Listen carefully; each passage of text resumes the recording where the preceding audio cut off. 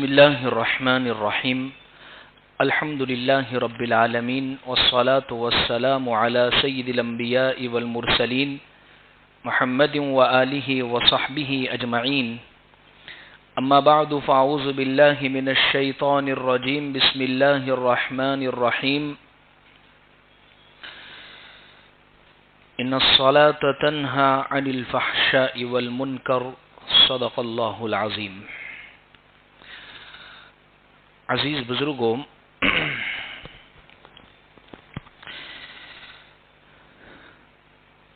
نماز شریعت اسلام میں یہ محتم بالشان اور بہت اہم چیز ہے، لیکن نماز پڑھنے کے لیے انسان کا پاک ہونا، باوضو ہونا، مکمل اہتمام کرنا پاکی اور صافی کا، یہ بہت ضروری چیز ہے. اس لیے اب حضرات کی خدمت میں نماز سے پہلے کے جو مسائل ہے پاکی صافی کے، وہ آپ کے سامنے میں ذکر کر رہا ہوں. اس سے پہلے وضو کے مسائل آپ کے سامنے ذکر کیے، غسل کے فرائض آپ کے سامنے ذکر کیے، تیمم کا طریقہ آپ کے سامنے ذکر کیا، غسل کرنے کا سنت طریقہ آپ کے سامنے ذکر کیا. اسی حوالے سے اور کچھ باتیں آپ کے سامنے ذکر کرنی ہیں. اصل میں ان مسائل کی ضرورت اس وجہ سے پیش آئی ہے ذکر کرنے کی کہ بہت سارے لوگوں کو ان مسائل کا علم نہیں ہوتا ہے، اور پوچھنے میں بہت ساروں کو یا تو شرم آتی ہے یا وقت نہیں ہے، تو جو چل رہا ہے بس اسی کے مطابق چل رہا ہے. بعض مرتبہ پاک ہوئے نہیں ہوئے، وضو ہوا نہیں ہوا، وضو ٹوٹ گیا یا وضو باقی ہے، اس کا بھی علم نہیں ہوتا اور پڑھ رہے ہیں، نماز ادا کر رہے. وہ کتابوں میں ایک واقعہ لکھا ہے کہ مطلب بی بی آسیہ والا وضو لکھا ہے کتابوں میں کہ ایک مرتبہ ایک عورت سے کہا گیا کہ اب نماز نہیں پڑھتی ہے، کہا کہ مجھے وضو کرتے نہیں آتا ہے. تو کسی نے اس کو سکھا دیا کہ بھائی وضو جو کیا جاتا ہے وہ اس طریقے پر کیا جاتا ہے. پہلے چہرہ دھو لیا، ہاتھ دھو لیے، سر کا مسح کر لیا اور پیر دھو لیے. تو اس شخص نے ان کو مکمل وضو کروا دیا. پھر اس کے بعد انہوں نے نمازیں پڑھی. کئی سالوں کے بعد جب وہ واپس آئے کہ کہا اب نمازیں پڑھ رہی، کہا ہاں الحمدللہ. اور وضو نمازوں کے لیے، کہا ہاں آپ نے وہ جو کروایا تھا اس وقت سے وہ وضو چل رہا ہے میرا، یعنی کئی سال سے جو وضو کروایا تھا بس وہ ایک ہی. یعنی یہ علم بھی نہیں ہے کہ پیشاب پاخانہ کرنے کی وجہ سے، ری خارج ہو جانے کی وجہ سے وضو ٹوٹ جاتا ہے. اس لیے یہ مسائل کا بیزک مسائل ہے، لیکن بہت ضروری مسائل ہیں جو آپ کے سامنے ذکر کیا. خیر، گزشتہ میں نے آپ کے سامنے وضو کے فرائض، وضو میں جو چیزیں فرض ہے وہ آپ کے سامنے ذکر کی تھی. لیکن وضو کیا کیسے جاتا ہے، یعنی وضو کا سنت طریقہ کیا ہے، جب ہم وضو کرنے کے لیے بیٹھیں تو کن چیزوں کا خیال کریں، وضو کو کرنا کیسے ہے اس کو سمجھیں ذرا. وضو کرنے کے لیے جب ہم بیٹھیں تو بہتر یہ ہے کہ قبلے کی طرف ہمارا چہرہ ہو، اونچی جگہ کے اوپر بیٹھے، اس کے چھینٹے وغیرہ ہمارے کپڑوں پر نہ لگے. سب سے پہلے بسم اللہ پڑھیں، نیت کرے، اپنے گٹوں کو، پہنچوں تک اپنے ہاتھوں کو دھوئیں. پھر اس کے بعد مسواک کریں. پھر اس کے بعد 3 مرتبہ کلی کریں، 3 مرتبہ ناک میں پانی ڈالیں، داڑھی کا خلال کریں. ہر عضو کو، چہرہ دھونا ہے، ہاتھ دھونے ہیں، پیر دھونے ہیں، ہر عضو کو 3 مرتبہ دھوئے. سر کا مکمل مسح کرے، جیسا کہ میں نے گزشتہ بتایا تھا. فرض مسح تو صرف آپ نے ہاتھ رکھ دیا تو ادا ہو گیا. مکمل مسح جس میں سر مکمل آ جاوے، کانوں کے اوپر والا حصہ آ جاوے، کانوں کے اندر والا حصہ آ جاوے، گردن آ جاوے، یہ تمام کے تمام چیزیں آ جاوے. اس کی رعایت کے ساتھ وضو کا اہتمام کرے. اسی طریقے سے انگلیوں میں خلال کرے، داڑھی کے اندر خلال کرے، پیر کی انگلیوں کے اندر خلال کرے، یعنی ہاتھ میں ہاتھ ڈال کر انگلی میں انگلی ڈال کر اس کو برابر دھوئے اور صاف کرے. اسی طریقے سے پے در پہ لگاتار وضو کرے، یعنی ایسا نہیں ہے کہ ایک عضو کی آپ باتیں کرنے کے لیے بیٹھ گئے اب وہ سوکھ رہا ہے، یہ سنت کے خلاف ہوگا. اور ہر عضو کو ایسے ہی دھوئے جیسی قرآن کی ترتیب ہے، پہلے چہرہ دھونا، پھر ہاتھ، پھر سر کا مسا اور پھر پیر. اس کے خلاف اگر کرتے ہیں تو یہ سنت کے خلاف کام ہو جاوے گا. تو اس طریقے سے مکمل ترتیب کے ساتھ ہمیں اپنے وضو کو ادا کرنا ہے. اسی طریقے سے کچھ خیال یہ بھی کرنا ہے کہ وضو کے درمیان میں ہم خاص طور پر باتیں نہ کریں، ورنہ وضو ایک ایسا مسئلہ ہے جس پر ہماری عبادت کی پوری بنیاد ٹکی ہوئی ہے، اور بہت ساری مرتبہ باتوں کے اندر پتہ نہیں چلتا ہے سر کا مسا ہوا یا نہیں ہوا، دوسرا ہاتھ دھویا کہ نہیں دھویا، پہلا پیر دھویا کہ نہیں دھویا، اور ایسے ہی آدھا اور پاؤ وضو ہم نے اگر چھوڑ دیا ہے تو نہ ہماری نماز صحیح ہوگی نہ ہماری کوئی عبادت درست ہوگی. اس لیے وضو کرتے وقت مکمل بات چیت کرنے کو چھوڑ دے ہوئے اب اسی کی طرف مکمل دھیان سے وضو کریں. اچھا، وضو کے بیچ میں ایک دعا کو آپ پڑھتے رہے، وضو کرتے جائے اور اس کے بیچ میں یا تو انا اعطیناک الکوثر فصلی لربک وانحر ان شانئک هو الابتر یہ پڑھے، یا پھر اللہم اغفر لی ذنبی ووسع لی فی داری وبارک لی فی رزقی، اس دعا کا اہتمام کرے. کہتے ہیں مجربات میں یہ بات لکھی ہے اکابرین نے، جو ان دو دعاؤں کا اہتمام کرے گا اللہ روزی کی تکلیف کو اور اللہ مکان کی تکلیف کو اس سے دور کر دیں گے. تو وضو کے بیچ میں یہ چیز کرنی ہے. اچھا، وضو کے اندر پانی بہت زیادہ ضائع نہیں کرنا ہے. ہوتا یہ گھر میں ہے تو بہت سنبھال کے، اور مسجد کے اندر ہے تو جو نل کھول کر ہم بیٹھے ہیں مسح کرتے ہوئے بھی ہم نل بند نہیں کرتے ہیں، اور بالکل آخری پریشر میں نل ہمارا کھلا ہوا ہے، پانی کا ضیاع ہے. اور مسجد میں ان چیزوں کا خیال تو اور زیادہ رکھنا پڑے گا کیونکہ یہ تو وقف کی چیز ہے. اس کو اگر ذرہ برابر بھی اگر ہم نے فضول استعمال کیا تو اللہ کے یہاں پر جواب دینا پڑے گا. گھر کی چیز کے ہم مالک ہیں، اس کے باوجود شریعت ہمیں یہ کہہ رہی ہے کہ فضول خرچی کرنے کی وہاں بھی اجازت نہیں ہے. کہ جائے کہ مسجد کے اندر ہم آ کر ان چیزوں کو فضول استعمال کرنے والے بن جاوے. بہت احتیاط سے ان چیزوں کو استعمال کرنا ہے. تو خیر، یہ وضو کا مسنون طریقہ آپ کے سامنے ذکر کیا ہے کہ سنت وضو اس طریقے پر مکمل ادا کیا جاتا ہے. اب اس کے بعد کچھ وہ چیزیں آپ کے سامنے ذکر کرنی ہے جس کی وجہ سے ہمارا وضو جو ہے وہ ٹوٹ جاتا ہے. وضو کو توڑنے والی چیزیں بہت مشہور ہے، مکتب میں بچوں کو بہت پڑھایا جاتا ہے لیکن ہمارا دھیان نہیں جاتا ہے اس طرف، تو اس کو پھر یاد دہانی کے لیے آپ کے سامنے ذکر کر دوں. 8 چیزیں ایسی ہے جس سے وضو ٹوٹ جاتا ہے. 8 چیزوں سے وضو ٹوٹ جاتا ہے. کون کون سی چیزیں ہیں؟ سب سے پہلی تو یہ ہے پیشاب یا پاخانہ کرنا یا ان دونوں راستوں سے کسی چیز کا نکلنا. نمبر 2 ریح یعنی ہوا کا خارج ہونا. نمبر 3 بدن کے کسی حصے سے خون یا پیپ کا نکل کر بہہ جانا. نمبر 4 منہ بھر کر قے کرنا. نمبر 5 لیٹ کر یا سہارا لگا کر سو جانا. نمبر 6 بے ہوش ہو جانا. نمبر 7 مجنون یعنی دیوانہ اور پاگل ہو جانا. اور نمبر 8 قہقہا لگا کر یعنی زور سے ہنسنا. یہ 8 چیزیں ہیں جس سے وضو ٹوٹ جاتا ہے. اب اس کی مختصر تفصیلات آپ سمجھیں.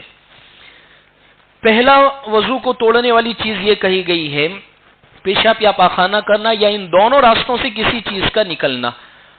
کسی کو پتھری ہے اور وہ پیشاب کے راستے سے اس کو نکل گئی، چاہے اس پر ناپاکی نہیں لگی ہے، پیشاب کا کوئی قطرہ نہیں لگا ہے، صرف وہ پتھر نکلا ہے، تو اس سے بھی وضو ٹوٹ جائے گا. اس لیے کہ پیشاب یا پاخانہ کرنے سے جہاں وضو ٹوٹتا ہے وہیں پر ان دونوں راستوں سے کسی بھی چیز کے نکلنے سے وضو ٹوٹ جاتا ہے، چاہے مزی نکل گئی، منی نکل گئی، پانی کا قطرہ نکل گیا ہے، یا پیخانہ کے راستے سے پانی کا کوئی قطرہ، کوئی اور چیز نکل گئی ہے، ان تمام چیزوں سے وضو ٹوٹ جائے گا۔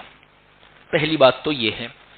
دوسری چیز جو آپ کے سامنے ذکر کی ہے، ریح یعنی ہوا کا خارج ہونا۔ اب وہ چاہے اس میں آواز ہو یا بدبو ہو یا بغیر آواز کے ہو، اگر آپ کو یہ احساس ہوا ہے کہ ہماری ریح خارج ہو گئی ہے اور ہوا نکل گئی ہے، تو اس کی وجہ سے ہمارا وضو ٹوٹ گیا ہے۔ اب فوراً، اب چاہے ہم نماز میں ہیں، نماز سے باہر ہے، فوراً اپنی نماز کو چھوڑ دے، وہیں پر رک جاوے اور نماز کو توڑ کر سب سے پہلی فرصت میں وضو کر لے۔ بنا بھی کر سکتے ہیں، نئے سرے سے بھی نماز ہم پڑھ سکتے ہیں۔ جیسے بہت سارے لوگ مسائل پوچھتے ہیں کہ اگر نماز میں وضو ٹوٹ گیا تو ہم کیا کریں؟ چالو نماز کے اندر وضو ٹوٹ گیا، اب چاہے امام کے ساتھ پڑھ رہے ہیں یا اکیلے پڑھ رہے ہیں، مثال کے طور پر مان لیجئے 4 رکعت والی نماز ہم اکیلے پڑھ رہے ہیں یا امام کے ساتھ پڑھ رہے ہیں، ظہر کی سنتیں پڑھ رہے ہیں یا ظہر کی فرض پڑھ رہے ہیں، اور ہمارا دوسری رکعت میں وضو ٹوٹ گیا۔ اب ہم کیا کریں گے؟ 2 شکلیں ہیں، ایک تو بینا کر سکتے ہیں اور دوسری شکل ہے السرے نو، یعنی وہیں پر توڑ دیا، آرام سے وضو کرے، اطمینان سے پھر آئے اور واپس نیت باندھ کر جہاں سے نماز چل رہی ہے، یعنی اپنی مکمل پوری نماز پڑھیں گے۔ اکیلے پڑھ رہے تو واپس 4 رکعت پڑھیں گے، امام کے ساتھ جہاں سے شریک ہوئے اور جتنی رکعتیں ہماری چھوٹ گئی ہے، جب امام سلام پھر دے اس کے بعد ہم اس کو دوہرا لیں گے۔ ایک تو یہ شکل ہے۔ دوسری شکل یہ ہے، وہی نماز ہماری چالو رہے گی، کنٹینیو رہے گی، لیکن کیسے؟ جیسے ہی وضو ٹوٹا ہے، فوراً ہم صف میں سے باہر نکلے، کسی سے بات نہیں کرنی ہے، سب سے نزدیک کے اندر جو وضو خانہ ہے وہاں پر جلدی سے وضو کیا اور ہم امام کے ساتھ جڑ گئے۔ دوسری رکعت میں وضو ٹوٹا ہے اور جیسے کہ وضو کر کے آئے تو امام تیسری رکعت کے لیے کھڑے ہو چکے ہیں، تو ایسی شکل میں ہماری جو ایک رکعت اتحیات کے ساتھ گئی ہے اس کو جلدی جلدی ہم مکمل کر لیں گے اور امام کو پانے کی اور امام کو پکڑنے کی کوشش کریں گے۔ جیسے ہی امام کو پا لیا، اب ہماری نماز شروع ہو گئی، وہ جلدی جلدی جو ایک رکعت چھوٹی اس کو ادا کر لیں گے۔ اسی طریقے سے جہاں سے ہم اکیلے نماز پڑھ رہے تھے، جہاں سے ہماری نماز چھوٹی ہے، وہیں سے آ کر واپس ہم شروع کر کے نماز آگے پڑھنا شروع کر دیں گے۔ اس کو کہتے ہیں بنا کرنا۔ تو یہ مسائل بھی کتابوں میں لکھے۔ تو دوسری بات ریح یعنی ہوا کے خارج ہونے کے تعلق سے۔ تیسری بات یہ ہے خون یا پیپ کا نکل کر بہ جانا۔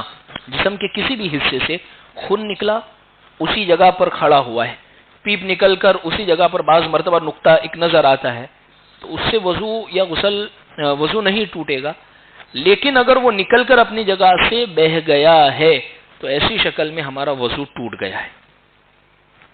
اب وہ بدن کے کسی بھی حصے سے وہ نکلا ہے، ہاتھ سے، پیر سے، سر سے، زبان سے، کان سے، ناک سے، کسی بھی جگہ سے خون نکلا اور وہ بہ گیا، پیپ نکلا اور بہ گیا، تو وضو ٹوٹ گیا۔ 3 باتیں ہو گئی۔ چوتھی بات یہ ہے منہ بھر کے قے کرنا، وامٹ آئی، بعض مرتبہ جی مچلتا ہے، تھوڑی سی کائی اور انسان وامٹ کر کے آ گیا، تو اس سے وضو نہیں ٹوٹے گا، لیکن ایسی وامٹ آئی کہ پورا منہ بھر گیا۔ منہ بھرنے کا مطلب یہ ہے کہ جیسے منہ پورا بند کر کے رکھتا ہے انسان اور اس میں پوری قے بھری ہوئی ہے، اب وہ روکنا چاہتا ہے اور نہیں رکتی ہے اور وہ نکل گئی، اس کو کہتے پورا منہ بھر کے قے کرنا۔ اب یہ اگر اس کو ہوئی ہے تو اس کا وضو ٹوٹ گیا ہے۔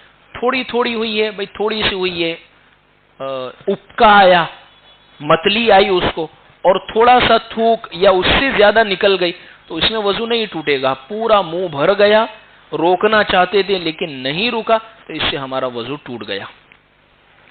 یہ چوتھی چیز ہے۔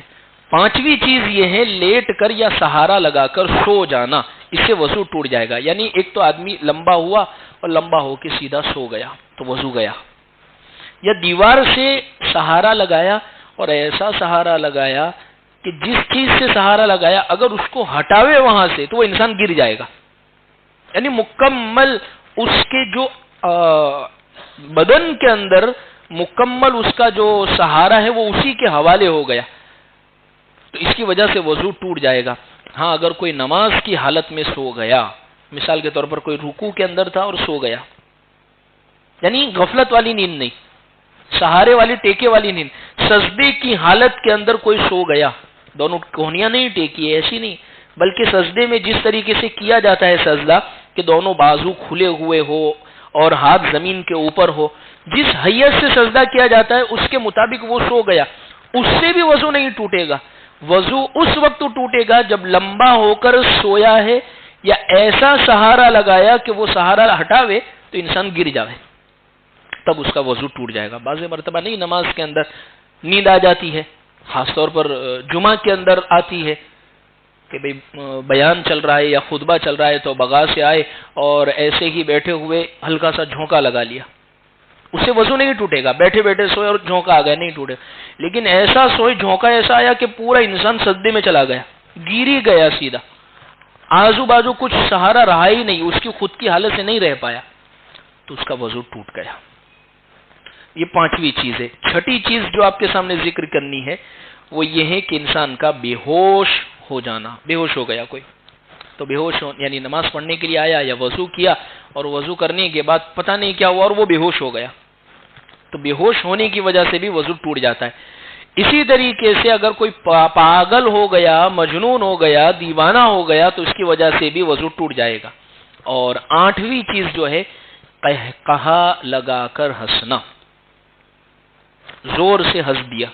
زور سے ہنسنے کا مطلب یہ ہے پڑوس والے کو اس کی آواز آ گئی، صرف مسکرایا، دانت نظر آئے، صرف کھلکھلایا، صرف اتنا سا مسکراہٹ جس کو کہتے، اس سے وضو نہیں ٹوٹے گا نماز میں۔ لیکن ایسا ہنسا کہ پڑوس والے کو اس کی آواز آ گئی تو اس کی وجہ سے کہا زور سے ہنسنے کی وجہ سے بھی نماز کی حالت میں زور سے ہنسنا، ویسے ہی ہنسیں گے تو وضو نہیں ٹوٹے گا، یعنی وضو کر کے آئے کسی سے بات چیت کرتے کرتے زور سے ہنسنے لگ گئے تو نماز کی حالت میں نماز پڑھ رہے تھے اور چالو نماز کے اندر زور سے ہنسی آ گئی اور پڑوس والے نے اس کو سن لیا یا اتنی زور سے آ گئی کہ خود اس کے زور سے ہونے کا احساس ہمیں ہو گیا، تو ان سب چیزوں کی وجہ سے ہمارا وضو ٹوٹ جائے گا۔ بہت سارے لوگوں میں یہ بھی غلط فہمی ہے، یعنی کچھ چیزیں وہ ہیں جو وضو توڑتی نہیں، غلط ہے، یعنی ایسا نہیں کرنا چاہیے، وہ گناہ ہے، لیکن وضو اس سے نہیں ٹوٹتا ہے۔ جیسے مثال کے طور پر کسی نے اپنی شرمگاہ کو چھو لیا، بیوی کو چھو لیا، گالی کسی نے بول دی، کھانا کھا لیا ہے یا کوئی پانی وغیرہ یا شربت وغیرہ پی لے، تو بہت سارے لوگ یہ سمجھتے ہیں ان سب چیزوں کی وجہ سے بھی وضو ٹوٹ جاتا ہے۔ ان سب چیزوں سے وضو نہیں ٹوٹتا ہے، لیکن گالی بولنا یہ اچھی بات نہیں ہے، چاہے وضو کی حالت میں ہو یا بغیر وضو کی حالت میں ہو، تو ان چیزوں کا خیال رکھنے کی ضرورت ہے۔ تو الحمدللہ آپ کے سامنے میں نے وضو کے مکمل فرائض اور سنتیں ذکر کر دی، غسل کے فرائض اور غسل کا مکمل طریقہ آپ کے سامنے ذکر کر دیا، تیمم کے فرائض اور تیمم کا مکمل طریقہ، جن چیزوں کی وجہ سے وضو ٹوٹ جاتا ہے وہ بھی آپ کے سامنے ذکر کر دی، اور جن چیزوں سے غسل ٹوٹ جاتا ہے یعنی اب غسل کرنا فرض ہو جاتا ہے وہ بھی آپ کے سامنے آ گئی تھی، پھر آپ کے سامنے ایک مرتبہ اور بیان کر دیتا ہوں۔ صرف 3 چیزیں ہیں جس کی وجہ سے غسل فرض ہو جاتا ہے، صرف 3 چیزیں۔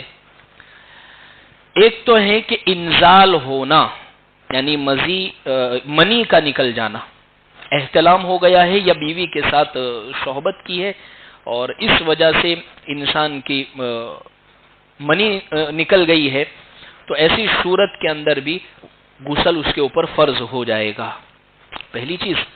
دوسری چیز ہے حیض اور نفاس کا بند ہونا، اس کی وجہ سے بھی غسل فرض ہو جائے گا، اور تیسری چیز ہے التقاء خطانین، مرد اور عورت کی شرمگاہ کا آپس میں مل جانا، یہ 3 چیزوں کی وجہ سے غسل فرض ہو جاتا ہے، یعنی اب غسل کرنا ضروری ہو گیا ہے، غسل کرنا فرض ہو گیا، اب آپ کا غسل جو تھا وہ ٹوٹ گیا ہے، اب آپ اگر نماز پڑھنا چاہتے ہیں، قرآن پڑھنا چاہتے ہیں تو آپ کو لیے غسل کرنا پڑے گا۔ یہ چند باتیں آ گئی، وضو کے، غسل کے اور تیمم کے مکمل مسائل آپ کے سامنے آ گئے۔ اب نماز کے مسائل آپ کے سامنے ذکر کرنے ہیں، لیکن نماز سے پہلے آتی ہے اذان، اس کے تعلق سے چند باتیں میں سمجھا دوں۔ اذان جو ہے، اذان شریعت اسلام میں بہت محترم بشان چیز ہے. اذان یہ شعائر اسلام میں سے، یعنی اسلام کے شعائر میں سے ہیں، جس کی وجہ سے اسلام کی پہچان ہوتی ہے. جس طریقے سے مسجد یہ شاعر اسلام میں سے، اسلام کو اس سے پہچانا جاتا ہے، ایسے ہی اذان یہ شاعر اسلام میں سے ہیں. جب ابتدا میں نماز کا یہ اذان کا پس منظر میں آپ کو سناؤں، یہ اذان کی شروعات کیسے ہوئی؟ جیسے ابھی ہم اذان سنتے ہیں اللہ اکبر اللہ اکبر، یہ مکمل اذان جو دیتے ہیں مسجد میں، یہ اس کی شروعات ہوئی کیسے؟ بہت بہترین واقعہ ہے. اصل میں پہلے یہ ہوتا تھا کہ نماز تو فرض ہو گئی لیکن اذان ابھی آئی نہیں تھی، اذان کا طریقہ نہیں آیا تھا. لوگ سب اپنے اپنے حساب سے، اپنے اپنے وقت کے حساب سے مسجد میں جمع ہو جایا کرتے تھے. ایک دن اللہ کے نبی صلی اللہ علیہ وسلم نے صحابہ سے مشورہ کیا کہ کوئی ایسا طریقہ یا کوئی ایسی چیز مقرر کر دی جائے جس سے لوگوں کو پتہ چل جاوے کہ اب نماز کا وقت ہو گیا تو سب کے لیے جمع ہونا آسان ہو جاوے. صحابہ سے مشورہ لیا کہ بھئی کیسے جمع ہو؟ تو کسی نے کہا کہ بگل بجا دیا جاوے، ناقوس بجا دیا جاوے، کسی نے کہا کہ آگ جلا دی جاوے، کسی نے کوئی اور طریقہ. حضور نے یہ سب طریقے ناپسند فرمائے، کہا کہ ان چیزوں کو تو یہود استعمال کرتے ہیں، ان کو نصارہ استعمال کرتے ہیں، ان کو مجوس استعمال کرتے ہیں. ایک بات ذہن میں رکھیں، باوجود سخت ضرورت ہونے کے اللہ کے نبی صلی اللہ علیہ وسلم نے غیروں کی مشابہت اس میں بھی پسند نہیں فرمائی ہے. حالانکہ ابھی ضرورت ہے کہ نماز کے لیے کوئی ایسا طریقے سے بلا لیا جاوے، اور یہ سب طریقے بہت اچھے اس معنی کر کے تھے کہ آسانی سے آواز دوسروں تک پہنچ جائے گی، لیکن اس کے باوجود یہ کسی قوم کے خاص شعار تھے، اس لیے اللہ کے نبی نے ان کو ناپسند فرمایا. خیر کوئی بات طے نہیں ہوئی اور مشورہ مکمل ہو گیا. ایک صحابی ہے حضرت عبداللہ بن زید بن عبد ربہ، انہوں نے خواب دیکھا. خواب میں دو فرشتے آئے اور دونوں آپس میں بات کرنے لگے. ایک فرشتہ ایک ناقوس بیچ رہا تھا، بجانے والا بگل. تو دوسرے فرشتے نے انہوں نے کہا خواب میں کہ آپ مجھے اس کو بیچو گے؟ کہا کہ تم کیا کرو گے اس کو لے کر؟ کہا کہ ہم لوگوں کو اذان نماز کے لیے بلائیں گے. تو فرشتہ خواب میں یوں کہہ رہا ہے کیا میں آپ کو اس سے بہتر طریقہ بتاؤں؟ تو کہا کہ ضرور بتائیں. تو پھر انہوں نے مکمل یہ جو اذان ہے اللہ اکبر اللہ اکبر اللہ اکبر، یہ مکمل اذان بتائی. جیسے کہ ان کی آنکھ کھلی فوراً حضور کی خدمت میں دوڑتے ہوئے پہنچے اور فرمایا کہ اللہ کے رسول یہ خواب میں نے دیکھا ہے. تو اللہ کے نبی صلی اللہ علیہ وسلم نے فرمایا آپ نے بالکل سچ دیکھا ہے اور بالکل برحق دیکھا ہے. بلال کو بلا لیجئے، حضرت بلال رضی اللہ عنہ کو، اور ان سے کہیے ان کی آواز لِأَنَّهُ أَنْدَى صَوْتَهُ، ان کی آواز بڑی بلند ہے. آپ کھڑے ہو جائے اور یہ سارے کلمات حضرت بلال کو سکھا دیجئے اور وہ اذان دیں گے، یعنی زور سے آواز دیں گے، یہ پکاریں گے اور اس طریقے سے ہم جمع ہو جائیں. حضرت بلال رضی اللہ عنہ آپ چڑھے اور آپ نے مکمل اذان دی.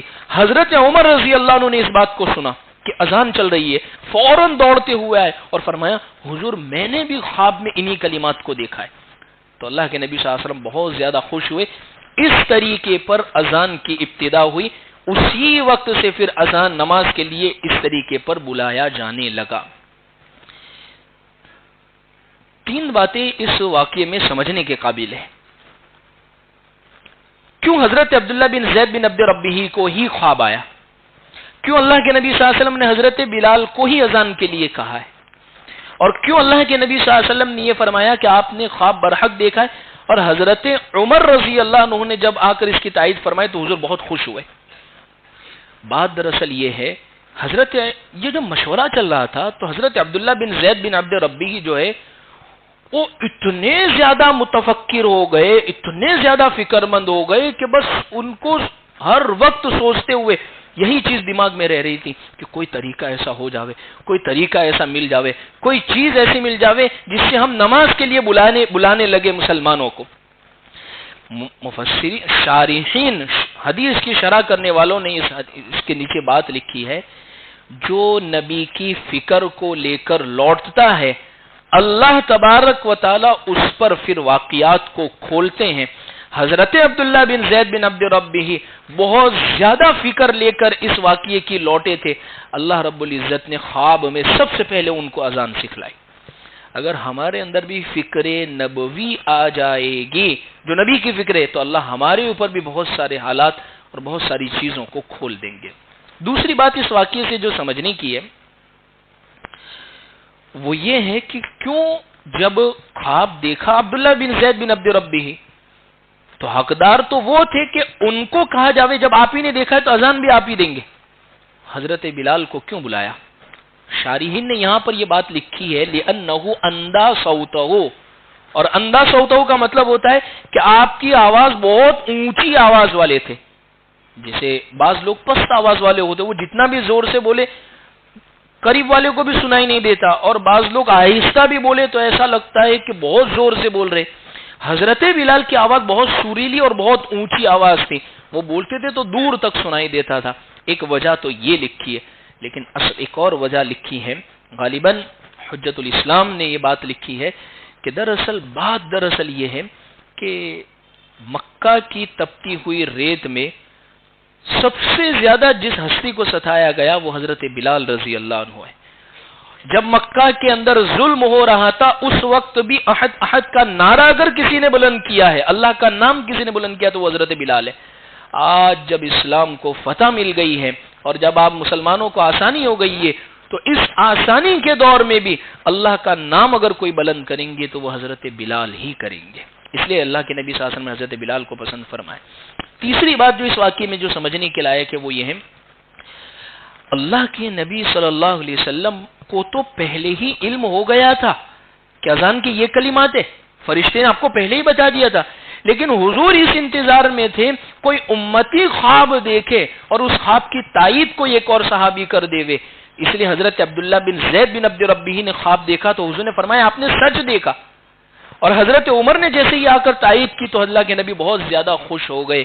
اس کی وجہ یہ ہے کہ ایک تائید مل گئی ہے، لوگوں میں ایک یہ میسج چلا گیا ہے کہ دراصل یہ دو صحابی نے خواب دیکھا ہے. اس وجہ سے تو خیر اذان کی بہت فضیلت ہے.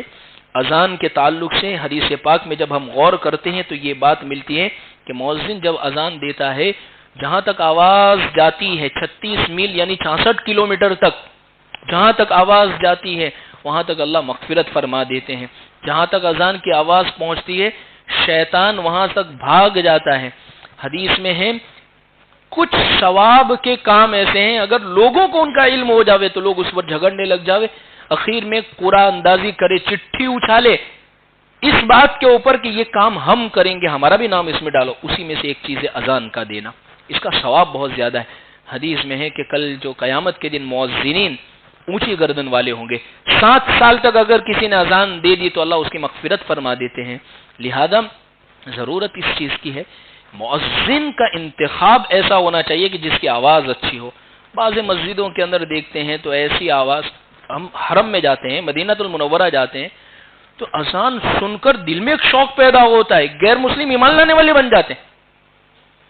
ظاہر سی بات ہے جب ہماری مسجدوں سے اذانیں ہی اچھی نہیں ہوگی، آواز ہی اچھی نہیں ہوگی تو پھر وہ پریشانی کا سبب ہی بنیں گے لوگوں کے لیے. اور اچھے مؤذن ملیں گے کیسے؟ پھر 5-7 ہزار میں تو ملتے نہیں، اور ہماری مسجدوں میں تو یہی چاہیے. تو ان چیزوں کی ضرورت ہے کہ خاص طور پر اذان بہت اونچی آواز کے اندر ہونی چاہیے. خیر پھر اسی کے ساتھ ساتھ میں ایک اور مسئلہ یہ بھی ہے کہ ہم جب اذان کو سنیں تو اذان کا جواب ہم بھی دینے والے بنے، جو مؤذن کہہ رہا ہے سیم اس کا جواب ہم بھی دینے والے بنے. جیسے حدیث پاک میں جب کوئی اذان سنتا ہے اور اذان کا جواب دیتا ہے اور حی علی الصلاۃ حی علی الفلاح لا حول ولا قوت الا باللہ پڑھتا ہے تو اللہ کے نبی نے فرمایا کہ وہ شخص جنت میں داخل ہوگا. اور پھر اذان کے بعد کی دعا پڑھتا ہے تو اللہ اس سے بہت خوش ہوتے، اللهم رب هذه الدعوة التامة والصلاة القائمة آت محمد الوسیلة والفضیلة وبعثه مقاما محمودا الذي وعدت انك لا تخلف الميعاد. اس دعا کا اہتمام کریں، بہت ساروں کو معلوم ہی نہیں، آتی نہیں ہے یہ دعا. تو ان چیزوں کا ہم خاص طور پر اہتمام کریں. 2 وقت ایسے ہیں، 2 ٹائم اللہ دعاؤں کو قبول کرتے ہیں، ایک تو میدان کارزار کے اندر اور ایک اذان کے وقت اللہ دعاؤں کو قبول کرتے ہیں. لہذا ان 2 وقتوں کے اندر خاص دعاؤں کا اہتمام کریں. اللہ ہم تمام ان باتوں پر عمل کی توفیق عطا فرمائیں. وآخر دعوانا ان الحمد للہ رب العالمین.